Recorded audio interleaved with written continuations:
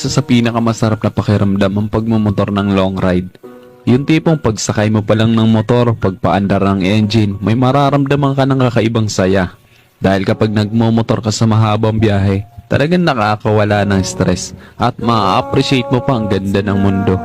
Yung tipong habang nagmumotor ka, masasabi mo na lang sa sarili mo na, wow, ang sarap palang mabuhay. Ang ganda pala ng mundo. Lalo na kapag ang patakbo mo yung chill lang, yung ini-enjoy mo lang talaga ang moment. Madami kasi tayo kanya-kanyang problema sa buhay. Pero kapag nagmumotor ka na, makakalimutan mong problema mo. Lalo na kapag maganda ang view, maganda ang kalsada, tapos hindi mo namamalayan, nagkakaroon ka na pala ng positive mindset dahil magaan ang pakiramdam mo eh. Kaya kapag stress ka na, kailangan mo lang din talaga minsan ng mahabang biyahe bilang isang pahinga eh. Ang weird no? Kasi nakakapagod magmotor pero ito yung pahinga ng gusto-gusto ng marami. Pero sasabihin ko sa'yo, hindi katawan ng napapahinga